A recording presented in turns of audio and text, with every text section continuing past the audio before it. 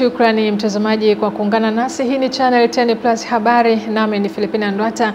Nipo tayari mtazamaji kukuangazia habari za kutwa nzima ya leo, na katika upande wa habari za michezo na burudani utakuwa naye winga Teresa Witness Alano Singalawa. Mtazamaji karibu. Barabara ya Dar es Salaam kuelekea mikoa ya kusini imefungwa kwa muda baada ya daraja la Somanga Mtama na daraja la Mto Matandu kukatika kufuatia mvua kubwa zinazoendelea kunyesha katika mkoa wa Lindi. Baadhi ya abiria waliokuwa wakisafiri kutoka Mtwara kwenda Dar es Salaam wamelazimika kuahirisha safari zao baada ya mabasi waliokuwa wakisafiria kubadili njia na kupita njia ya Songea mkoani Ruvuma kutokana na kukatika kwa daraja katika eneo la Somanga na daraja la Matandu mkoani Lindi kufuatia mvua zilizonyesha mkoani humo. Kufuatia hali hiyo, wameiomba serikali kuharakisha kufanya ukarabati wa barabara hiyo ambayo ni muhimu kwa wananchi wa mikoa ya kusini. Mheshimiwa Ulega aliwasili eneo la Matandu majira ya saa 9 alasiri. Ameondoa hofu wananchi na kueleza kuwa serikali ipo kazini ikiendelea na majukumu yake ili kurejesha shughuli za usafirishaji kwa vyombo vya usafiri na hata waenda kwa miguu. Mheshimiwa mkuu wa mkoa, nirejee tu kusema sisi hatutatoka pale Somanga. Mimi na timu yangu tutakuwa pale Somanga usiku kucha wa leo mpaka pale mawe yatakapokuwa yameenea na tayari gari ndogo na gari za abiria zitakapoanza kumove. Sasa hiyo kwa kuwa huku tayari kumekwisha kupatikana kikwazo, maana yake tutafanya simultaneous. Lazima tufanye nguvu upande ule na huku pia, kwa sababu tukifanya upande ule peke yake huku hatufanyi, maana yake watakuja watakwama hapa, jambo ambalo halitakuwa na maana yoyote. Hivyo nimefurahi sana Mheshimiwa mkuu wa mkoa, nimefika hapa na nimejionea hali halisi, na kwa hivyo sasa nitaendelea kuongeza nguvu. Kuna timu kubwa ya wataalamu itaongezeka mahala hapa, na kama nilivyosema na hivi vifaa tumeagiza gari za kokoto kubwa zaidi ya ni gari 100 tumeziagiza, na saizi ziko tayari njiani zinakuja, na hizo culverts za dharura ambazo zitakuja kutandikwa humu. Kwa hivyo kila mbinu tutaitumia ili kusudi tuhakikishe ndani ya muda mfupi ujao maisha yapate kuendelea kwenye barabara yetu ya kusini, za kuhakikisha kwanza usalama wa watu na mali zao na mambo mengine yapate kuendelea. Mwenyekiti wa kamati ya ulinzi na usalama ambaye pia ni mkuu wa mkoa wa Lindi Mheshimiwa Zainab Telak, pamoja na mambo mengine, amemweleza Mheshimiwa Waziri kuwa licha ya uharibifu huo lakini hakuna madhara yaliyojitokeza kwa watumiaji wa barabara hiyo. Tulikuwa tunawauliza watu wetu kwamba kinachoendelea sasa ni nini. Kazi ya kwanza iliyofanyika ni kuvusha watu wanaovuka kwa miguu. Ukiona zile chuma zilizoko hapa wameweka, na watu wameweza kutoka upande wa kwanza kwenda upande wa pili, na waliotoka huku wamekwenda. Na nishukuru wasafirishaji, watu wa magari na bodaboda wametusaidia kuwasaidia wananchi wetu kutoka ili waendelee na safari ambazo walikuwa wanaendelea. Kwa hiyo kazi iliyopo sasa, wanaanza kupanga vyuma ili tuweze angalau tuone namna kwamba magari yanaweza kupita. Kamanda wa Jeshi la Zimamoto mkoa wa Lindi amewataka wananchi wa maeneo yaliyokumbwa na kadhia hiyo, wakiwemo wakulima, kuchukua tahadhari ikiwemo kutokatisha katika kingo za mito ili kujiepusha na athari zinazoweza kujitokeza. Tunatoa tahadhari kwa wananchi, hasa wakulima walioko eneo hili, kwamba wakati wa mvua wasipende kuelekea mashambani, maana mvua zinaponyesha maeneo ya Liwale uelekeo wake wa maji ni eneo la Matandu. Tunawaasa wananchi kama walikuwa na nia kuelekea mashambani kwa muda wasimame wa mvua. Baadhi ya wasafiri wakiwemo wananchi wa maeneo hayo wakaishukuru serikali kwa jitihada kubwa za kutatua changamoto hiyo. Tulikuwa tunasafisha maiti, lakini madaraja ya njia tunayopita kwenda Masasi yamekatika. Kwa hiyo tumetoka Dar es Salaam jana saa 9, lakini mpaka saa 2 tulikuwa tumefikia maeneo ya Somanga. Kwa daraja kubwa limekatika pale, ikatazimika tulale pale. Asubuhi tukafanya njia ya kuweza kuendelea na safari, lakini njia ilikuwa ngumu kidogo kwa sababu daraja limekatika na gari haiwezi kupita. Kwa hiyo tukajaribu kutafuta njia nyingine. Tunashukuru mkuu wa mkoa wetu kwa kutusikiliza kuja mara moja kuja kutusaidia, na tunaye hapa. Tulikuwa tunaomba viongozi kama mnatusikia hivi mnapotuona tunateseka wamama, tunaomba mtusaidie haya madaraja kutoka Somanga na Mkulunga hapa mpaka Matano. Mpaka tunaingia mitamboni tayari daraja la muda limewekwa ili kuruhusu wananchi kuanza kupita, huku taratibu za kupitisha magari zikiendelea. Nikiripoti kutoka hapa katika eneo la Matandu lililopo Ilani Kilwa mkoani Lindi, mimi ni Ahmad Nandonde. Na mtazamaji, na sasa ni nchini DRC. Mvua kubwa ilionyesha kwenye mji mkuu wa Jamhuri ya Kidemokrasia ya Kongo, Kinshasa, imesababisha vifo vya watu 30 na kusababisha uharibifu mkubwa katika mji huo. Waziri wa afya ya umma wa MOA wa Kinshasa, Abakazi, amesema kuna watu wengi waliojeruhiwa wamehamishwa sehemu nyingine. Baadhi ya wakazi waliolazimika kusafiri mji kwa kutumia mitumbwi na boti za mwendo kasi zinatumika kuokoa watu walioathirika na kuwahamisha waathiriwa hadi eneo husika. Gavana wa Kinshasa Daniel Bumba Lubaki amesema miundombinu ya maji imeathirika, lakini huduma zitarejeshwa ndani ya siku 2 au 3.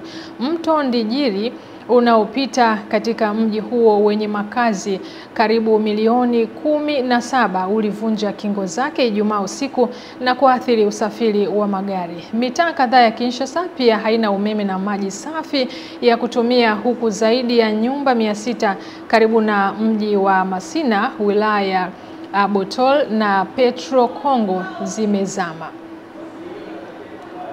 Na mtazamaji, tukitoka huko nchini Kongo na sasa tuangazie taarifa nyingine. Naibu Waziri wa Viwanda na Biashara Exaudi Kigahe ametoa mpaka mwisho wa mwezi Juni mwaka huu 2025 kwa uongozi wa kiwanda cha kuchakata majani ya chai cha Mufindi Tea and Coffee Limited kilichopo Itona, wilaya ya Mufindi, kuhakikisha kinawalipa wakulima na wafanyakazi zaidi ya shilingi milioni 200 wanazokidai kiwanda hicho kutokana na makubaliano ya biashara ya majani kiwandani hapo. Clement Sanga ana undani wa taarifa hii. Kilio, kilio, kilio. Ndiyo, ni kilio kilichobeba ujumbe mzito mithili ya gunia la chumvi mabegani. Wafanyakazi hawa wana mengi ya kusimulia, lakini kwa leo wanaamua kusema ya moyoni kuhusu kile wanachokiita deni dhidi ya kampuni hiyo. Toka Januari mpaka Disemba tumeleta chai kwenye kiwanda hiki, hatukufanikiwa kulipwa hata mwezi mmoja. Ni mwanamke ameachiwa watoto, mume wake alifariki, anaona hapa na mpaka miezi 4 hajalipwa. Na mtoto anatakiwa aende shule, ada hamna, anaamua aende kulima payday mitaani, aachane na huko aondoke. Hapa nilipo nakwambia nimeadhirika. Nina watoto ninasomesha, lakini ukija hapa hatusaidiwi kitu. Na hapa ukatoka ushauri kutoka kwa mzabuni wa biashara hiyo ya majani ya chai. Kama wamewafisha kitu kule ndani, DLO hawezi kulipa madeni ya creditors, hawezi kuendesha kwa hali alipofikia saizi. Changamoto ya kuporomoka kwa bei ya chai sokoni inawekwa wazi. Nafikiri wanajua mgogoro wa kisiasa ulioko Sudan. Sudan, Misri ni wanywaji wazuri sana wa chai.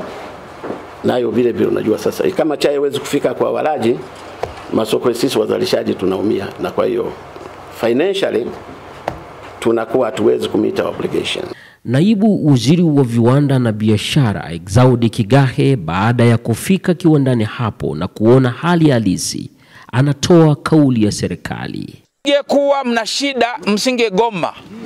Kwa maana yeye ndio kusababisha lazima awalipe mshahara miezi hiyo 3. Tumekubaliana mpaka mwisho wa mwaka huu wa fedha ambao ni mwezi wa 6 ahakisha amelipa mishahara yenu yote, lakini pia alipe na wazabu wale wakulima wadogo. Haya ndio ya kwanza maagizo ya haraka, na yeye ayatekeleze haya. Kiwanda hicho kina uwezo wa kuzalisha majani ya chai kilo milioni 4 kwa mwaka. Clement Sanga, Iringa. Kutoka Iringa na sasa ni kisiwani Pemba. Wananchi wa kisiwani Pemba wametakiwa kuyaenzi kwa vitendo mema yote yaliyofanywa na muasisi wa mapinduzi ya Zanzibar hayati Mzee Abeid Amani Karume wakati wa uhai wake. Tupate taarifa zaidi. Akizungumza ofisini kwake Wete, mwenyekiti wa CCM mkoa wa Kaskazini Pemba, Mberwa Hamadi Mberwa, amesema Mzee Karume alikuwa kiongozi mwadilifu na aliwatumikia wananchi wa Zanzibar bila ya ubaguzi. Nililiona wakati ni rais yale mambo yote yaliyokuwa yakifanya Unguja, basi na Pemba alikuwa anayafanya. Kwa mfano ni majumba haya ya maendeleo. Kwa hapa kwetu kaskazini tunayo hapa Mtemani Wete na tunayo na Mcheweni. Sasa nikaona linalofanyika Unguja hakuweka ubaguzi kabisa, na Pemba analifanya. Nyumba hizi za makazi ya wazee Unguja kule ya Kusepleni, na sisi hapa Pemba kaskazini tunayo hapa nyumbani. Kwa kweli mimi namshukuru sana marehemu. Akizungumzia uongozi wa awamu ya 8 wa serikali ya mapinduzi ya Zanzibar, Mzee Mbero amesema umeleta maendeleo makubwa kwa wananchi wa visiwa vya Unguja na Pemba. Kwa kweli hizi awamu ni kama mbio zile za vijiti za kupokezana, kila mmoja ana staili yake na nafasi. Ukilinganisha na awamu 7 zilizopita, na ukitazama awamu ya 8 tunaendelea nayo, hii awamu ya 8 imezidi kupiga hatua ya maendeleo, kwa sababu ni kuitizama Pemba mzima imeeneza barabara za ndani. Na Karume yeye mwenyewe ndio mwana mapinduzi. Kwa hivyo mpaka kufikia tarehe ya leo ambayo ndio siku yake ya maombolezo, nafsi inatusuta, ni lazima tuwe tunamkumbuka. Lakini si hoja tu kwamba lazima mkumbuke ndani ya moyo, lakini hata hii yote ni neema zake Karume. Hayati Mzee Abedi Amani Karume aliuawa tarehe 7 ya mwezi wa 4 mwaka 1972. Ni Masanja Mabula, Pemba, Zanzibar. Na mtazamaji, ni taarifa yake hiyo Masanja Mabula kutokea huko kisiwani Pemba. Wakazi wa kata ya Ludete, mamlaka ya mji mdogo wa Katoro wilayani Geita, wameiomba serikali kuchukua hatua za haraka kutengeneza barabara inayoelekea kwenye hospitali ya Katoro kutokana na barabara hiyo kuharibika vibaya. Tupate taarifa zaidi. Wananchi hao wametoa kilio hicho wakati wakizungumza na Channel 10, ambapo wamesema wanapata changamoto kuwafikisha wagonjwa kwenye hospitali hiyo kutokana na barabara zote zinazoingia eneo hilo kuharibiwa vibaya na mvua zinazoendelea kunyesha. Hapa tuna changamoto kubwa sana ya barabara kutoka Merani kuja hospitali yetu ya serikali. Wamama tunahangaika sana tunapokuja kujifungua, ni kuanguka mabonde, minuko. Tunaomba msaada wenu. Yaani tunapata changamoto pita hiyo barabara, hata na gari nyingine zinapita huko zinakwama,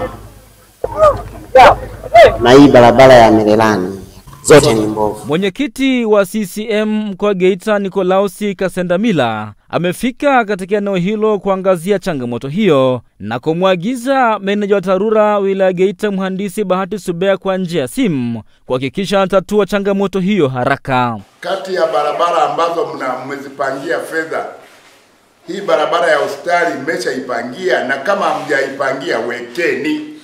Ni sahihi mkuu, na tumepokea maelekezo. Ndio. Lakini pia chama ilishaelekeza. Ndio. Hatua ya awali tuna mradi ambao sasa hivi fedha zimeshakuja kwenye hatua za manunuzi, nadhani muda sio mrefu tutasainiwa mkataba.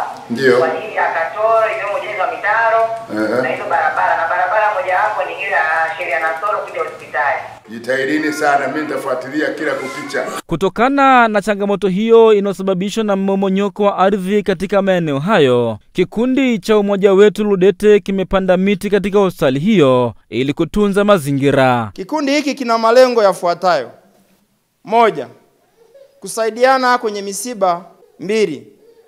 Kupiga vita ukatili wa kijinsia. 3. Kuhamasisha utunzaji wa mazingira. Kutoka Geita, mimi ni Mrisho Sadik. Na taarifa hiyo kutoka huko mkoani Geita inatupa wasaa kuangazia taarifa nyingine kutokea nchini Marekani. Mtoto wa pili amefariki dunia kutokana na ugonjwa wa surua ambao umeenea hasa magharibi mwa Texas nchini Marekani. Kulingana na naibu rais wa mfumo wa afya wa UMC Aaron Davis, amesema kuwa mtoto huyo hakuwa amepata chanjo ya kumkinga na ugonjwa huo ambao ulikuwa ambapo alikuwa akipokea matibabu hospitalini. Waziri wa afya nchini Marekani Robert F. Kennedy Jr. ambaye tayari amelaumiwa kwa jinsi anavyosimamia na kudhibiti mlipuko wa ugonjwa huo alizuru jimbo la Texas, huku idadi ya vifo ikitarajiwa kuongezeka. Serikali ya jimbo hilo imeripoti visa 480 vya ugonjwa wa surua mwaka huu na huenda ukaenea hadi majimbo jirani. Raia wa Marekani wamesisitizwa kupata chanjo dhidi ya ugonjwa wa surua ili kujiepusha na maambukizi yanayosababisha madhara mwilini. Itakumbukwa mwaka 2000 Marekani ilitangaza kwamba imetokomeza kabisa ugonjwa wa surua, lakini visa vimeripotiwa tangu wakati huo, huku wengi walioambukizwa hawakupata chanjo. Na mtazamaji, tukitoka huko nchini Marekani na sasa ni mkoani Tanga. Zaidi ya wananchi 5,000 jijini Tanga wamenufaika na huduma ya matatizo ya macho bure, ikiwa ni kambi iliyodumu kwa muda wa siku 3 kutoka kwa taasisi ya Bilal Muslim iliyolenga kuwapatia ufumbuzi wa matatizo mbalimbali ikiwemo upasuaji wa mtoto wa jicho na ugawaji wa miwani. Taarifa zaidi na Raya Kipingu. Kambi hiyo ambayo imewawezesha wananchi waliobainika kuwa na tatizo la mtoto wa jicho kufanyiwa upasuaji ili kurejesha hali ya uoni wao kama ilivyokuwa awali kupitia taasisi ya Bilal Muslim kwa kushirikiana na mbunge wa jimbo la Tanga Umi Mwalimu, inatajwa kuwa msaada kutokana na uwepo wa matatizo ya macho kwa wananchi waliojitokeza. Zaidi ya watu 186 wa Tanga wamenufaika na upasuaji wa mtoto wa jicho. Lakini kambi hii kwa kweli ya macho sio tu kambi ya macho, lakini inarudisha matumaini na furaha kwa watu wa Tanga. Jitahidi wakati tunavyoweza tuweze kuwachukua wale ambao wana uhitaji maalum za tuweze kurahisisha, tusiache watu wengi ambao watakuwa wamehudhuria kwa muda wa siku ya mwisho na siku hizi za mwanzo walichelewa kufika. Na hapa serikali inaendelea kushukuru na kuunga mkono jitihada za wadau wanaojitokeza kutatua changamoto mbalimbali kwa wananchi. Watu wamepewa miwani, watu wamepewa dawa, watu wamefanywa operation, na kwa kweli watu wameondoka wakiwa na tabasamu. Kuna watu walikuwa hawana matumaini kwamba watapona tena na kuweza kuona, lakini baada ya kupewa visaidizi ikiwemo miwani, dawa, tumeona watu wakiwa na furaha. Kwa jicho moja halioni, lakini nashukuru sasa hivi limeshaanza kuona. Natoa shukrani za dhati. Na tuomba aendelee, maana mimi namuita mlezi wa wazee. Kuja tu moja kwa moja hospitali ingekuwa ni pesa nyingi, lakini tumeipata huduma hii bure kupitia mheshimiwa wetu Umi Mwalimu kutuwezeshia. Kwa hivyo nashukuru sana. Huduma za uchunguzi wa matatizo ya macho zimefanyika katika viwanja vya Usagara, huku wagonjwa waliohitaji upasuaji wakipatiwa huduma katika hospitali ya rufaa ya mkoa wa Tanga Bombo. Kutoka Tanga, Raya Kipingu, Channel 10. Viongozi wa dini kutoka madhehebu mbalimbali mkoani Kagera wamelaani na kukemea vikali kauli za baadhi ya viongozi kutoka vyama vya upinzani hapa nchini, kauli ambazo zilizotoka hivi karibuni zikihamasisha baadhi ya wananchi kuvuruga uchaguzi mkuu ambao unatarajiwa kufanyika mwaka huu, huku viongozi wa dini wakiwataka wananchi kuto kukubali kauli hizo ambazo zinaweza kuleta machafuko hapa nchini. Tupate taarifa zaidi. Wakiongea kwa nyakati tofauti, viongozi hao wamesema kuwa wananchi wanatakiwa kupuuza kauli hizo zilizotolewa na baadhi ya viongozi wa vyama vya siasa hapa nchini, zikihamasisha kufanya vurugu wakati wa uchaguzi mkuu wa madiwani, wabunge pamoja na rais. Sheikh Shaidu Abbas, kiongozi mkuu wa Answari Sunna kutoka mikoa ya Kanda ya Ziwa, amewataka Watanzania kwa ujumla kupuuza kauli za viongozi wa vyama vya upinzani hapa nchini zinazoweza kuvunja amani kwa Watanzania na kuleta machafuko hapa nchini. Kwa kama viongozi wa dini tunawasa wa Tanzania kwa ujumla kupuuza kauli za namna hii zinazotuhamasisha kuingia kwenye vurugu ambayo itapelekea kutoweka kwa amani ya nchi yetu, na amani ikishatoweka watakaoteseka ni sisi wenyewe na watoto wetu. Na hasa ukiangalia hao wanaohamasisha hayo wanaweza kumaliza kuhamasisha wakapanda ndege zao wakakimbia wakidai kwamba wao ni wakimbizi wa kisiasa. Kwa amani hiyo ndio iliwafanya watoke maofisini mwao waende kusajili taasisi zao na vyama vyao. Kwa amani hii ndio imewafanya wakae ofisini kwao kuratibu shughuli zote za siasa na vyama vyao kukua. Kwa amani hii imewapelekea kufanya mikutano ya kisiasa kwa uhuru mkubwa. Kwa hiyo na waasa waithamini amani hii Askofu mstaafu Methodi Kilaini kutoka jimbo la Bukoba ameanza kwa kupinga vikali kauli ambazo zimekuwa zikisambazwa katika mitandao ya kijamii na kuhamasisha vurugu wakati wa uchaguzi mkuu, na kuwaomba viongozi wa siasa hapa nchini kufanya uchaguzi wa huru na haki ili wananchi waweze kupata maendeleo ya kweli baada ya kuwachagua viongozi wao. Hivyo naomba wote wanaohusika katika uchaguzi unaofuata uwe uchaguzi huru na wa haki. Lakini hata mara moja tusikubali kuingizwa katika vurugu na machafuko. Katika Afrika hakuna nchi hata moja ambayo iliingia katika vurugu na machafuko ikatoka iko salama. Hivyo naomba wote, wanasiasa wote, kwa maneno wanayoyatoa, kwa mielekezo wanayoiendelea na mipango wanayoifanya, sote twende kwa pamoja ili tuwe na uchaguzi mzuri, huru na haki, lakini bila machafuko na bila uhamasishaji wa fujo.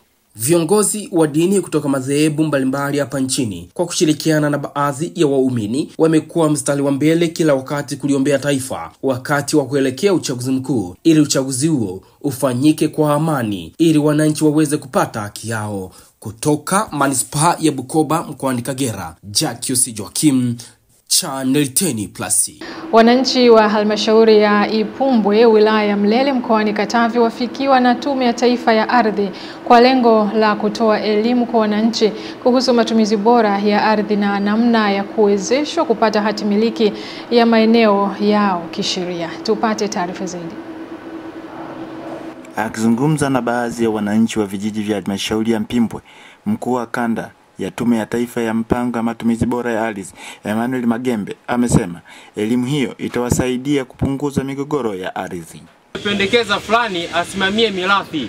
Si kwamba yule anakuja kugawa wewe chukua hiki, wewe chukua hiki, wewe chukua hiki. Hapana. Amepewa nguvu na mahakama kwamba nenda kasimamie. Na kuna fomu kule mahakamani za kuorozesha mali zote zinazotakiwa, zinazofahamika. Kwamba mali kumbe iliyopo hii hapa, labda marembo babu yangu, baba yangu na nini, ni hizi hapa. Ana shamba, ana nini, ana nini, ana nini. Yule msimamizi wa mirathi sasa anayetambulika kule mahakamani ndio atasimamia sasa ile migao. Nao baadhi ya wananchi wa halmashauri ya Mpimbwe wilaya ya Mlele wameshukuru serikali ya awamu ya 6 kwa kuwapatia wataalamu hao ili kutoa elimu ya matumizi bora ya ardhi ili kuondokana na changamoto walizokuwa wakizipata. Kwanza kabisa nipende kushukuru mpango huu ambao umekuja kwenye kijiji cha Chamarendi, ambao ni mpango shirikishi wa matumizi bora ya ardhi. Naamini mpango huu utaweza kupunguza migogoro ya ardhi ya maeneo yetu. Ingawa maeneo yetu bado jamii ilikuwa mpango huu haijaielewa. Kwa hiyo itatusaidia pia wakipata elimu kuweza kufuata taratibu na kanuni za maeneo, yani kuheshimu mipaka ya shughuli zilizotengwa. Na kwa kututumia zetu wana ardhi kuja kutuelimisha na kutuelekeza mambo mbalimbali ambayo hatulikuwa hatuyajui. Na tena tunampongeza rais wetu kututumia wana ardhi kusudi tukafahamu na sisi maendeleo yanavyoendelea ya kijiji chetu. Mafunzo haya yametolewa kwa wajumbe wa vijiji, vitongoji pamoja na wananchi wa maeneo mbalimbali ya halmashauri ya Mpimbwe, vikiwemo vijiji vya Chamarendi, Kashishi, Mnyonso, Mirumba, Msiada na Ikuba. Nikiripoti kutoka hapa halmashauri ya Mpimbwe wilayani Mlele mkoani Katavi, naitwa Pasco Emmanuel Katona. Na mtazamaji, na kwa taarifa hiyo basi natoa wasaa wa habari za michezo na burudani. Hivi punde utakuwa naye winga Teresa Witness Alano Singalawa. Hii ni Channel 10+ habari. Tafadhali endelea kubaki nasi.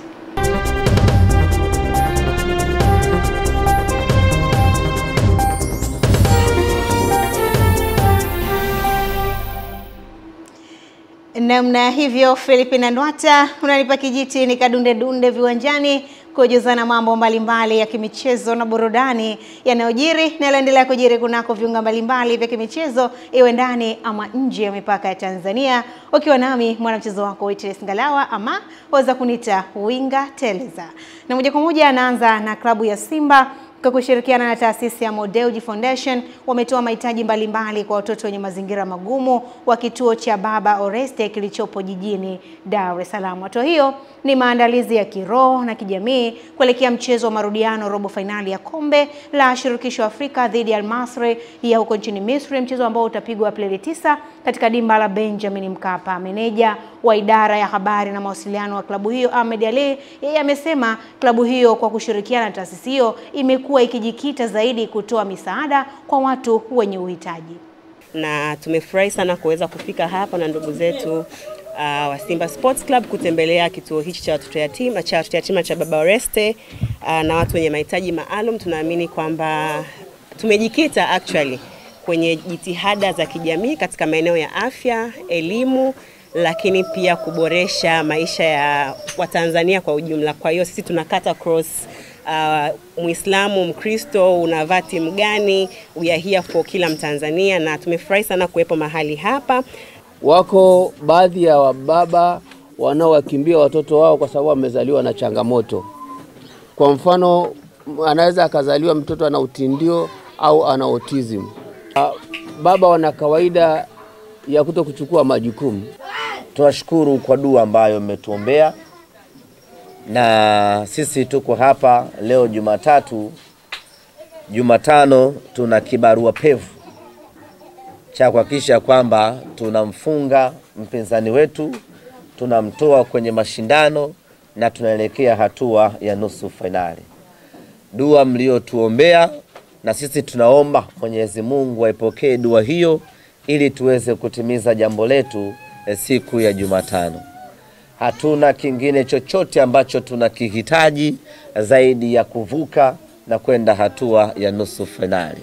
Ndio maana tunafanya kila tunachoweza ili tuweze kufuzu twende hatua inayofuata. Anatiba nawaambia wote Jumatano mje Benjamin ya Mkapa, tapoti timu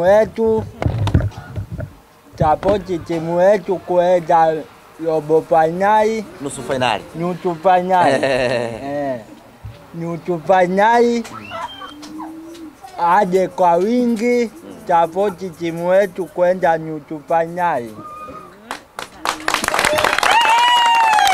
Ubaya.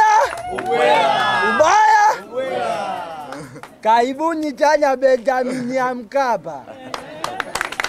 Tutapoti timu yetu kwenda nusu finali. Unawaambiaje wachezaji wa Simba Jumatano hiyo? Nawaambia Jumatano wachezaji wa Simba wafanye vizuri kutupeleka nusu finali. Wanajiba oye! Wanajiba oye! Ubaya? Karibuni tena Benjamin ya Mkapa. Ule ya Mpadu ni hatari, anakibidi, anakimbia, ya Mpadu na Kibu wote hatari. Namna hivyo Jumatano kumezidi kupamba moto, kumezidi kutaradadi. Nikiachana na taarifa hiyo, huko mkoani Dodoma, mkuu wa majeshi ya ulinzi nchini Jenerali Jacob John Mkunda amewapongeza wanamichezo wa Jeshi la Ulinzi la Wananchi Tanzania kwa kufanya vizuri katika michezo mbalimbali ya kimataifa pamoja na kitaifa kwa kipindi cha robo mwaka kuanzia mwezi Januari hadi Machi mwaka 2025. Taarifa zaidi na mwanamichezo wetu.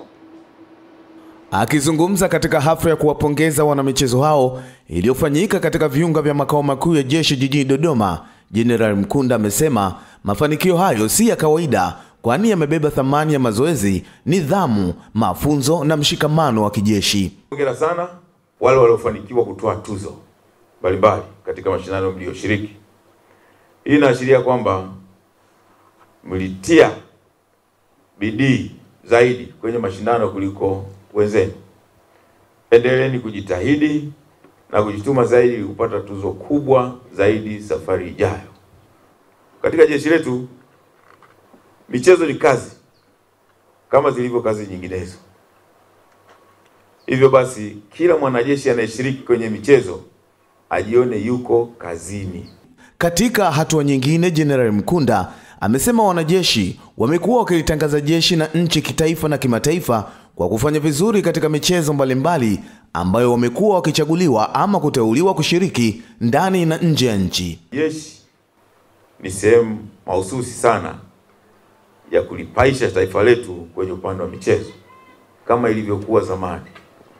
Wote mtakumbuka miaka ya zamani wengi wa wanariadha wazuri walikuwa wanatokea jeshini, lakini pia hata mabondia walikuwa wanatokea jeshini. Aidha, kuna baadhi ya michezo ya kimataifa haipo uraiani, ipo jeshini pekee. Tumeshapata uwanja mzuri kwa ajili ya beach soccer pale Mbweni. Kwa hiyo tutakuwa champion wa mchezo huo ambao sio maarufu sana kwa baadhi ya nchi. Rai kwa wadau mbalimbali wa michezo jeshini, kuanzia viongozi wa michezo mbalimbali. Rais wetu anafanya kila awezalo kupandisha kiwango cha michezo nchini kwa kutoa motisha kwa wachezaji, ujenzi wa viwanja na mengineyo mengi.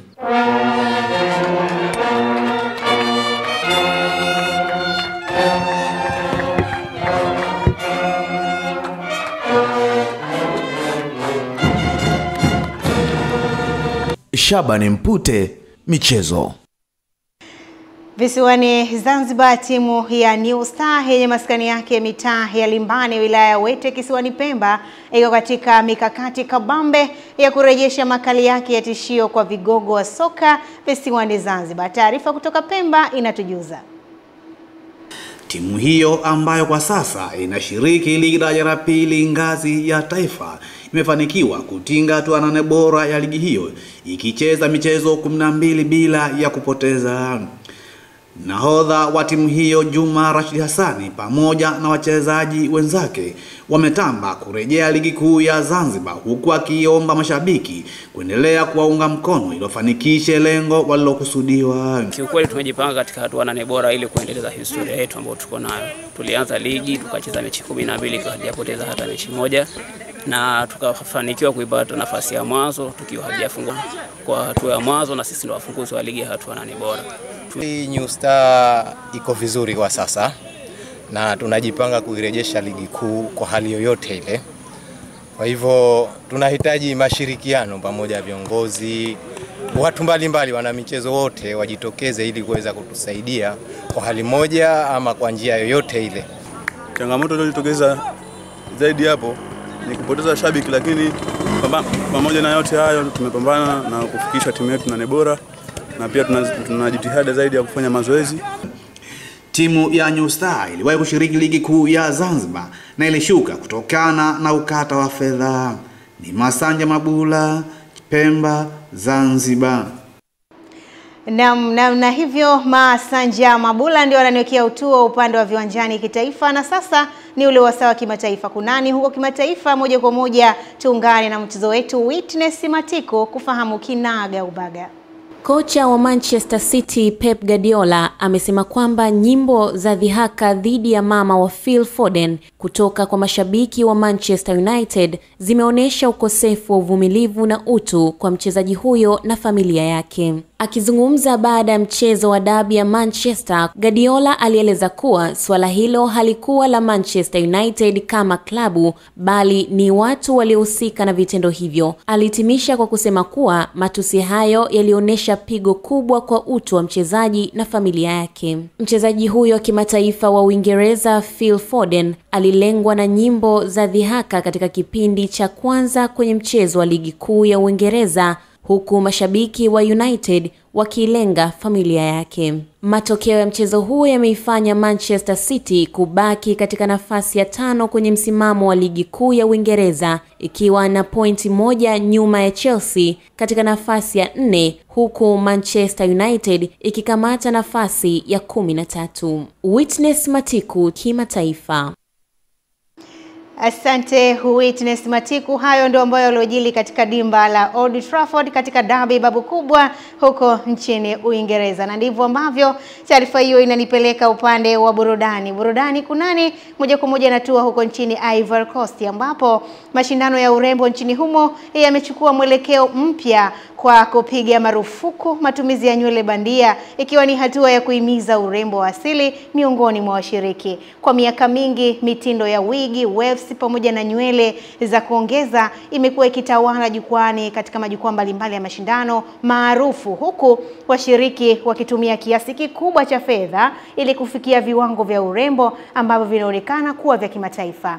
Hata hivyo, kuanzia hatua za awali za mashindano ya mwaka huu huko nchini Ivory Coast yanayofanyika katika miji 13 ndani ya nchi hiyo na mingine miwili ya huko ughaibuni. Waandaaji wameweka wazi kuwa washiriki watatakiwa kuonyesha urembo wao wa asili. Taarifa iliyotolewa na mwenyekiti wa kamati ya Miss Ivory Coast inawataka washiriki waonyeshe urembo wa kweli, iwe ni nywele ambazo zilizonyooka au kusukwa lazima ziwe zao halisi. Mfano wa mabadiliko haya yalionekana mnamo mwaka 2022 wakati Mary Kwasi alipoibuka mshindi wa taji la Miss Ivory Coast akiwa na nywele fupi za asili bila nyongeza yoyote. Ushindi wake uliogusa wengi kwani hakukuwa wa kawaida si tu kwao Ivory Coast bali hata katika mashindano ya kimataifa ambapo viwango vya urembo vya magharibi ikiwa ni pamoja na nywele ndefu na laini vimekuwa vikipewa uzito ama kipaumbele. Mwelekeo huu mpya unaendelea kushika kasi duniani kama ilivyoonekana Disemba mwaka jana wakati Angel Filoponi kutoka huko nchini Malta alipotangazwa kuwa Miss French akiwa na nywele za afro fupi na akiwa na umri wa miaka 34. Hata hivyo, hatua kama hizi zinaonyesha mabadiliko taratibu katika mitazamo ya kijamii kuhusu uzuri na zinatoa nafasi kwa wanawake kujiamini kwa muonekano wao wa asili. Namna hivyo naenda kuhitimisha na zile ambazo zinabamba katika mitandao mbalimbali ya kijamii. Nazungumzia Instagram, Facebook, TikTok na kwingineko. Mtandaoni ushakutana na utalii wa angani. Hii si ndoto tena bali ni ukweli unaokuja kwa kasi kupitia mradi wa Voyage Station, hoteli ya kwanza ya angani. Ujenzi wa hoteli hii utakaokuwa na umbo la gurudumu linalozunguka unatarajiwa kuanza mwaka 2026 na kukamilika mwaka 2027 na kutoa nafasi ya kupumzika kwa wageni 440. Wageni watapata fursa ya kuishi kwa mazingira yenye mvuto wa kipekee huku wakitumia mvutano wa bandia ili tu kufanya shughuli za kila siku bila mavazi ya angani, huku wakipata huduma za kifahari kama vile migahawa, sinema, mazoezi pamoja na spa. Hoteli hii bwana itakuwa na ukubwa wa mita za mraba 50,000 kwa kujumuisha vyumba vya kifahari na sehemu za utafiti. Hata hivyo, huduma hii ya kipekee itakuwa na gharama ya juu ambayo ni dola milioni 25 ambazo ni takribani na shilingi za Kitanzania bilioni 67.29 kwa kila mgeni mmoja. Namna hivyo hoteli ya angani ndivyo ambavyo inatamatishia yale yote ya dawati la michezo na burudani kwa siku nzima leo. Kumbuka mimi ni Winga Teleza Witness Ngalawa. Nikurejeshe kwake Filipina Ndwata aweze kutamatisha habari yetu ya kutwa nzima ya leo.